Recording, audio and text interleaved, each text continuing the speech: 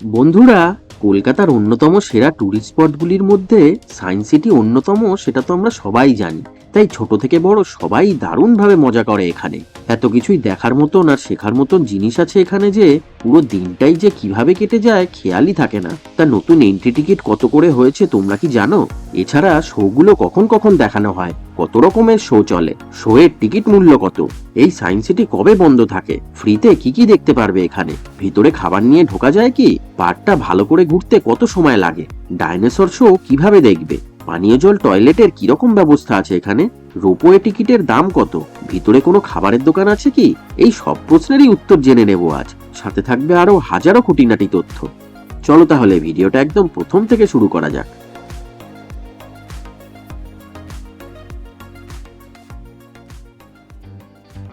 চলে এসেছি ছোট বড় সবার প্রিয় সায়েন্স সিটি বা বিজ্ঞান নগরীতে। এটি খোলা থাকে সপ্তাহের 7 দিনই, সকাল 10টা থেকে সন্ধ্যে 7টা অবধি। সারা বছর শুধুমাত্র হোলির দিন এই সায়েন্স সিটি বন্ধ থাকে।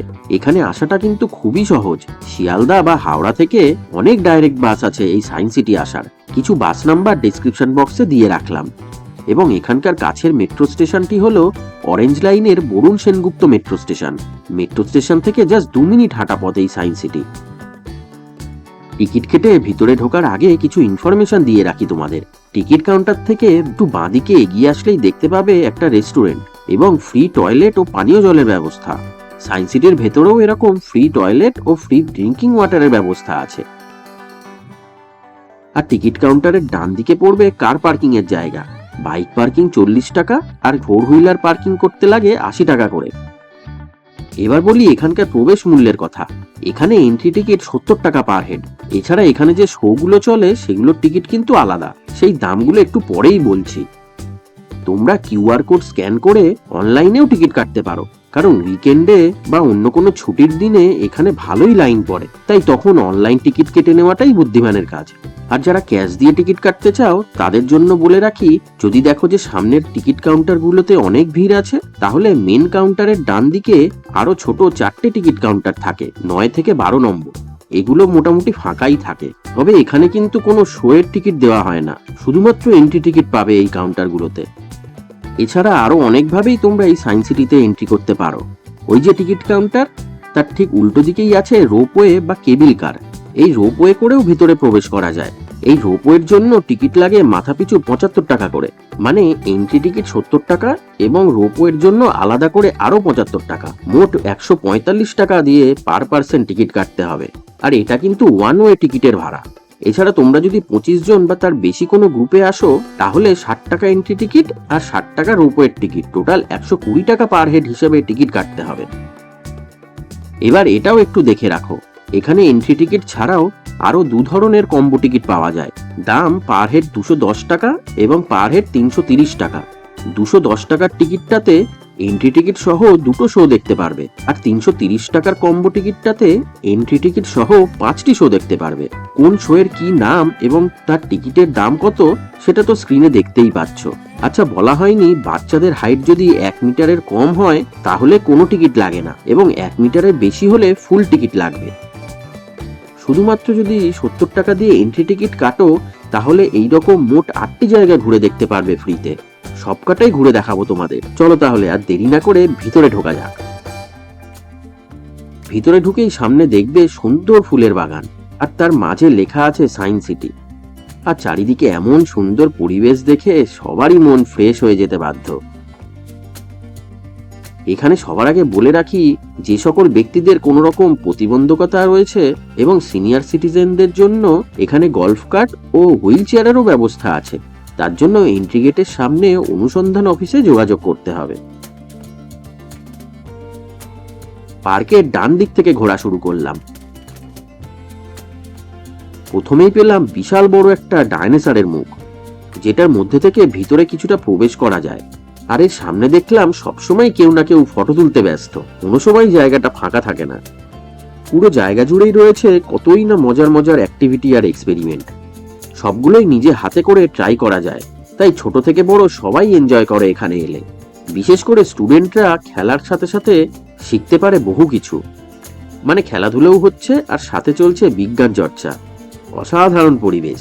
আর তার জন্যই তো এই সায়েন্স সিটি হয়ে উঠেছে কলকাতার অন্যতম সেরা পর্যটন কেন্দ্রগুলির মধ্যে একটি, যেখানে সারাদিন সপরিবারে এসে দারুণভাবে কাটানো যায়। অনেকের কাছে এন্ট্রি ফি 70 টাকাটা একটু বেশি বলে মনে হতে পারে প্রথমে, তবে পুরো সায়েন্স সিটিটা ভালো করে ঘুরে দেখার পর সবাই বলতে বাধ্য হয় যে হ্যাঁ, টাকাটা একদম উসুল হয়ে গেছে। এত সব অ্যাক্টিভিটির মধ্যে কোনোটা শব্দ, কোনোটা আলো, কোনোটা তরঙ্গ, আবার কোনোটা গতি সংক্রান্ত এক্সপেরিমেন্ট, সবগুলো যদি একটা একটা করে নিজে হাতে করে করে দেখো, তাহলে এখানেই কয়েক ঘন্টা দারুণভাবে কি করে যে কেটে যাবে বুঝতেও পারবে না। প্রতিটা এক্সপেরিমেন্টের সামনে লেখা আছে সেটা কিভাবে কাজ করে বা সেটা কিভাবে ইউজ করবে, তাই বুঝতে, শিখতে ও খেলতে কোনোই অসুবিধা হবে না।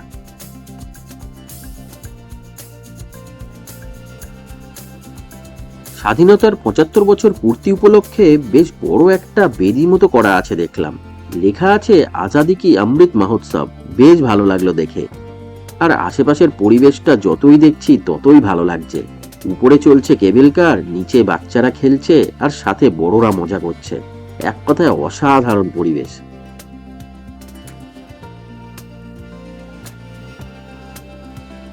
আচ্ছা, এত সময় ঘুরতে ঘুরতে খিদে তো পাবেই, তবে চিন্তা নেই, এখানে আছে বেশ অনেকগুলো খাবারের স্টল, যেখানে sandwich, burger, roll, patties, pizza, popcorn, papdi chaat, bhelpuri সহ পেয়ে যাবে আরো অনেক কিছু।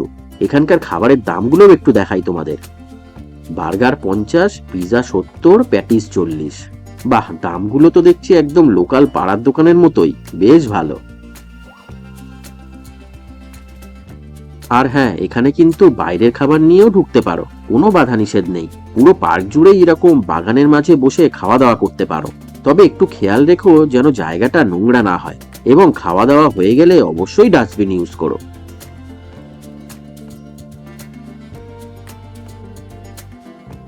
ছোটখাটো ফুড স্টল ছাড়াও এখানে একটি প্রপার ফুড কোর্টও আছে, যেখানে চেয়ার টেবিলে বসে খাওয়া দাওয়া করতে পারো। এই ফুড কোর্টের খাবারের দামগুলোও একটু দেখিয়ে দিই তোমাদের। তা এখানকার দামগুলো দেখে কি মনে হচ্ছে, বেশি নাকি কম নাকি রিজনেবল? কমেন্ট করে একটু জানিও তো। তোমাদের কমেন্ট পড়তে আমার খুব ভালো লাগে এবং সবাইকেই চেষ্টা করি রিপ্লাই করার। ফুড কোর্টের পাশেই আছে মিসাইল পার্ক, যেখানে আমাদের দেশের কিছু উল্লেখযোগ্য পাওয়ারফুল মিসাইলের ডামিও রাখা আছে দেখছি। বাহ, দারুণ।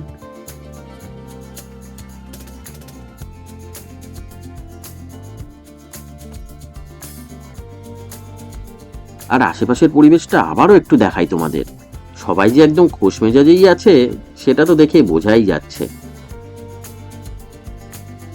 আর এই মিসাইল পার্কে the missile man of India মানে ডক্টর এপিজে আব্দুল কালাম স্যারের স্ট্যাচু থাকবে না, তা কি কখনো হয়? আর এর পাশেই বড় বড় 4-5টি এইরকম খাঁচায় রাখা আছে পায়রা, খরগোশ ও রাজহাঁস। চলো এক ঝলক দেখাই তোমাদের।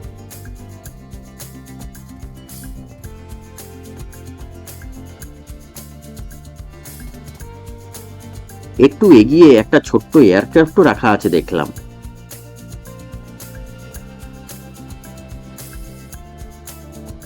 এরপর দেখতে পেলাম বাটারফ্লাই গার্ডেন, যেটা কিনা ফটো তোলার একটা দারুণ জায়গা। পাশে একটা প্রজাপতি নার্সারিও আছে, তবে সেখানে খুব একটা প্রজাপতি দেখতে পেলাম না, ব্যাড লাক। তবে পাশেই দেখতে পেলাম একদল কিউট খরগোশ।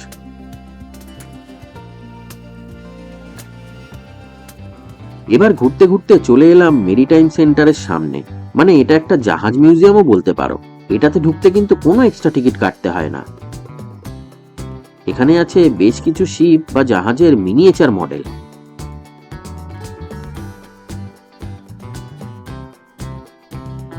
এছাড়া এখানে আছে কিভাবে জাহাজ তৈরি হয়, জাহাজের পোর্টগুলি কেমন দেখতে হয়, কিভাবে জাহাজ থেকে লোডিং আনলোডিং হয় ইত্যাদি।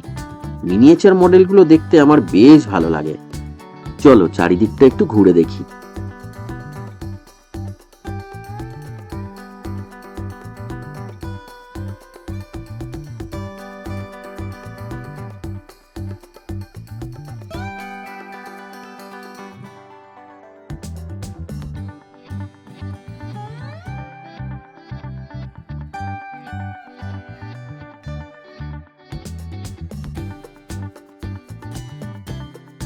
এবার চলে এলাম ডান্সিং ফাউন্টেনের সামনে, যেখানে নানান গানের তালে তালে ফোয়ারাগুলোও ডান্স করে।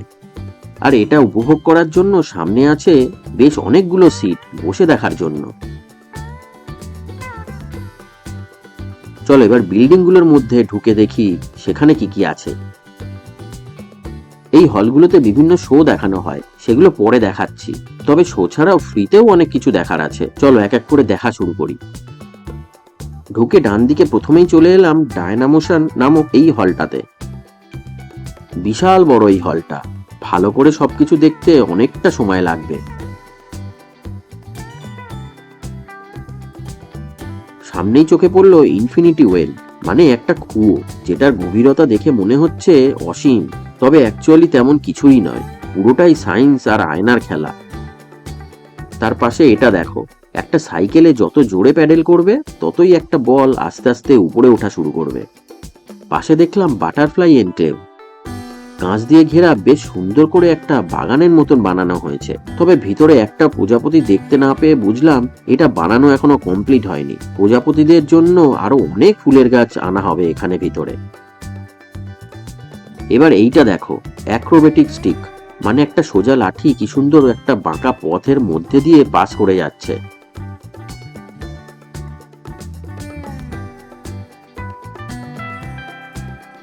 প্রচুর ইন্টারঅ্যাক্টিভ এক্সিবিটস আছে এখানে, সবকিছু তো একটা একটা করে দেখানো সম্ভব না, তবে বলবো সবকিছুই একটা একটা করে নিজে হাতে করে ট্রাই করে দেখুন, খুব ভালো লাগবে।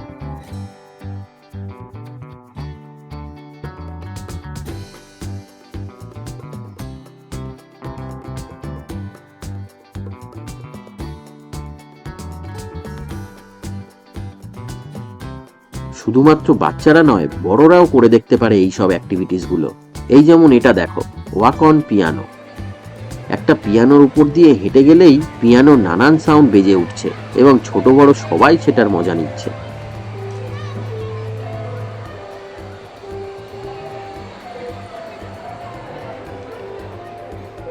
এই হলের উপরের গ্যালারিগুলো দেখার নিয়ম হলো লিফটে করে একদম টপ ফ্লোরে চলে যেতে হবে, তারপর পায়ে হেঁটে চারিদিকে গ্যালারিটা দেখতে দেখতে নিচে নামতে হবে। আমিও তাই দাঁড়িয়ে পড়লাম লিফটের লাইনে টপ ফ্লোরে যাওয়ার জন্য। একদম উপরের তলায় এসে বাঁদিক দিয়ে দেখা শুরু করতে হবে। উফ, এখানে কত কিছুই না আছে, কোনটা ছেড়ে কোনটা দেখবো। আর এই উপর থেকে নিচটা দেখতে অসাধারণ লাগছে, মনে হচ্ছে যেন কোনো বিশাল বড় শপিং মলে চলে এসেছি। এই যে বাঁদিক দিয়ে হাঁটতে হাঁটতে বিভিন্ন গ্যালারি দেখতে দেখতে স্পাইরালের মতন ঘুরতে ঘুরতে নিচে নেমে যেতে হবে।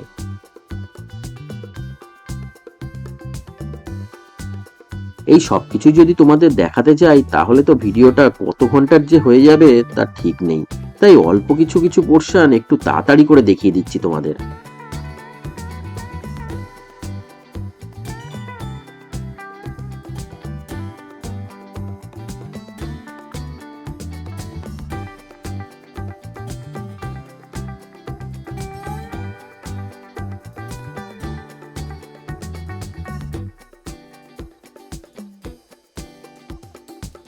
ঘুরে নামতে নামতে চলে এসেছি এবার অ্যাকোরিয়াম পোর্শনটাতে।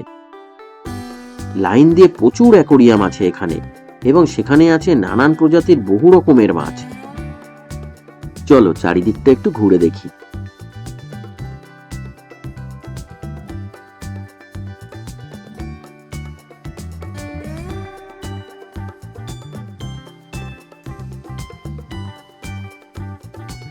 তবে আমার নজর কাড়লো এই অ্যালবিনো শার্ক, একদম সাদা ধবধবে হাঙর প্রজাতির মাছটা দেখো, আপাতমস্তক পুরোটাই সাদা রঙের মাছ। তার পাশেই আছে খুবই ভয়ঙ্কর পিরানা ফিশ, এদের দাঁতের জোর এতটাই বেশি যে মানুষের হাড় অবধি ভেঙে ফেলতে পারে। এটা হলো জায়ান্ট গোরামি, ক্যামেরাতে হয়তো বোঝা যাচ্ছে না, তবে বেশ বড় সাইজের একটা মাছ এটা।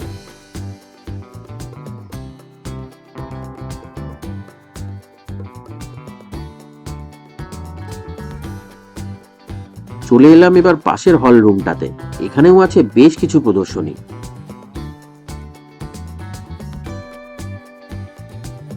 যেমন সামনেই চোখে পড়লো চন্দ্রযান 3 ব্যবহৃত ল্যান্ডার বিক্রম ও রোভার প্রজ্ঞানের মডেল দুটি। পাশেই আছে ইন্ডিয়া স্পেস সায়েন্সে কি কি অ্যাচিভ করেছে তার একটা প্রদর্শনী।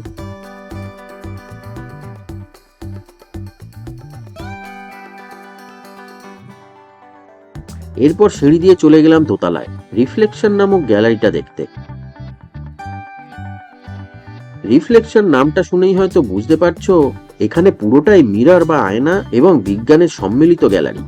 আছে বিভিন্ন রকমের বিভিন্ন সাইজের মিরর, যার সামনে বসলে বা দাঁড়ালে নিজেকে দেখতে পাবে নানান সাইজে, নানান আকৃতিতে। যেমন এটা হলো ঘোস্ট ওয়াক, এর সামনে দিয়ে হাঁটলে নিজের দুটি প্রতিবিম্ব, একটা দেখবে সোজা দিকে যাচ্ছে আর একটা দেখবে উল্টো দিকে চলছে।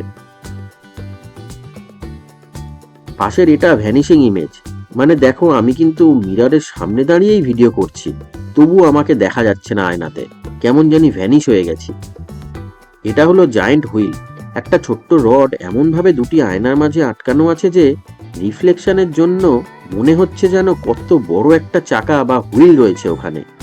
তবে এখানে আরো একটা মজাদার জিনিস আছে, আর সেটা হলো এই মিরর মেজ, মানে ভুল ভুলাইয়া। এর ভিতরে ঢুকলে তো সবাই হারিয়ে যায়, আর হারিয়ে যাওয়াটাই তো স্বাভাবিক। চারিদিকে অসংখ্য আয়না থাকার জন্য কোনটা সঠিক পথ বোঝাই যায় না, তাই সঠিক পথ চিনে বাইরে বেরিয়ে আসাটা ভালোই মুশকিল, তবে বেশ মজাদার জায়গা।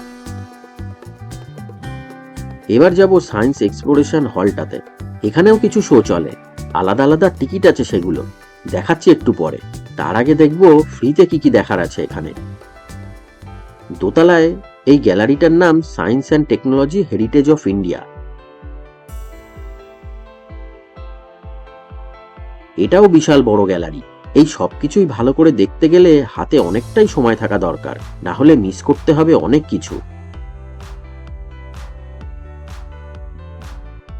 ঐতিহাসিক বা প্রাগৈতিহাসিক যুগ থেকে মানুষ কিভাবে সায়েন্সকে কাজে লাগাতো তাদের প্রতিদিনের জীবনে, সেটাই বিভিন্ন ডামি মডেল দ্বারা দেখানো হয়েছে। আর সামনে লেখাও আছে কোনটা কোন যুগের দৃশ্য ফুটিয়ে তোলা হয়েছে।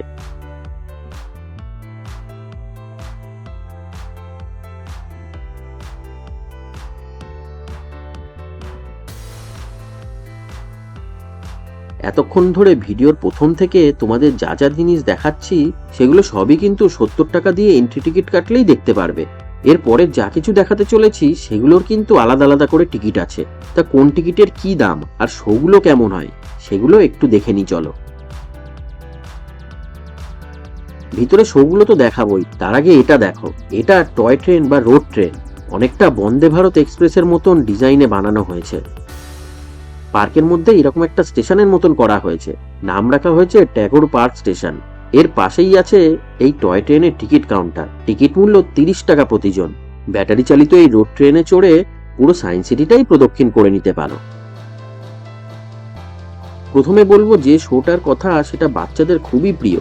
নাম evolution of life dark ride. Ticket মূল্য 50 টাকা পার হেড।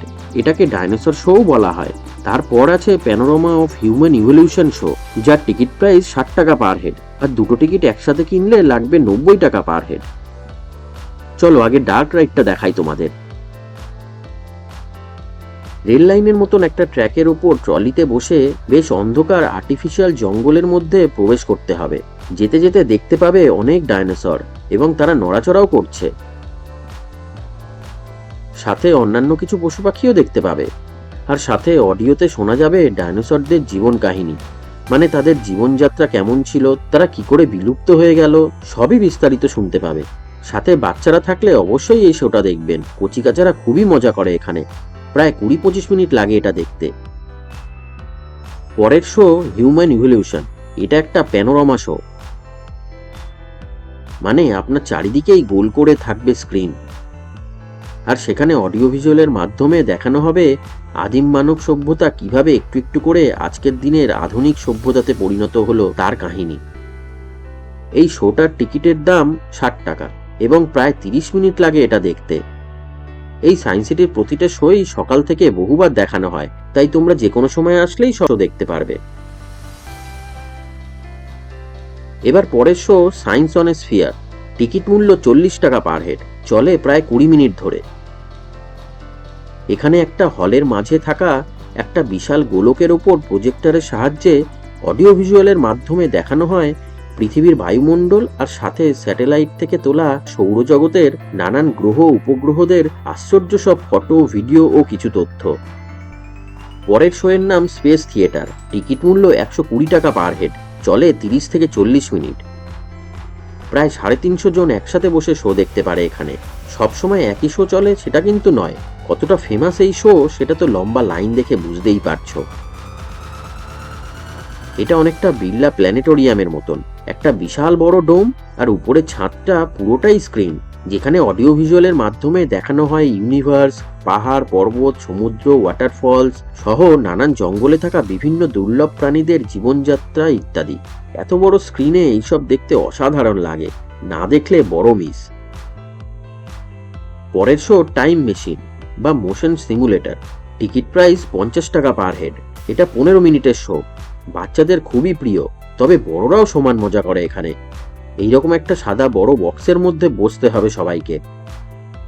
তারপর সামনে থাকা একটা স্ক্রিনে যেখানে দেখানো হবে একটা গাড়িতে বসে সবাই চলছে, কখনো পাহাড়ের পাশ দিয়ে, কখনো ব্রিজের উপর দিয়ে, তো কখনো বিশাল বড় খাদের মাঝখান থেকে। আর সেই সঙ্গে সঙ্গে দেখবে নড়তে থাকবে নিজের বসার সিটটাও, ডায়ে বাঁয়ে উপর নিচে। মনে হবে যেন নিজেই গাড়ি করে এগিয়ে যাচ্ছি দুর্গম পথ দিয়ে অ্যাডভেঞ্চার করতে করতে। বেশ দারুণ লাগে। এবার কিছু গুরুত্বপূর্ণ কথা বলে রাখি।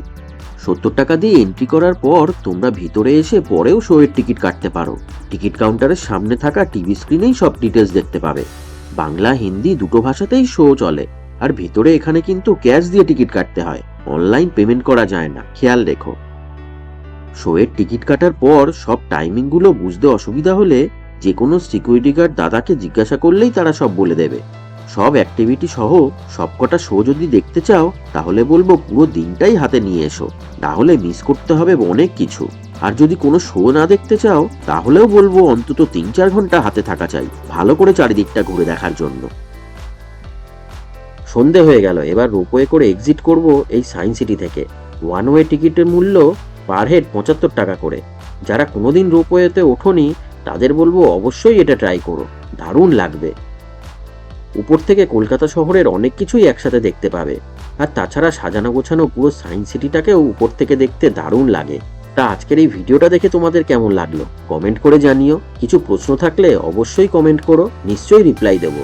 আর ভিডিওটা যদি ভালো লাগে তাহলে একটা লাইক করে দিও আর শেয়ার করে দিও প্রিয়জনদের সাথে। আর আজ ফার্স্ট টাইম যারা আমার ভিডিও দেখছো তারা তো আশা করি এতক্ষণে চ্যানেলটাকে সাবস্ক্রাইব করেই নিয়েছো। আজকের মতন টাটা।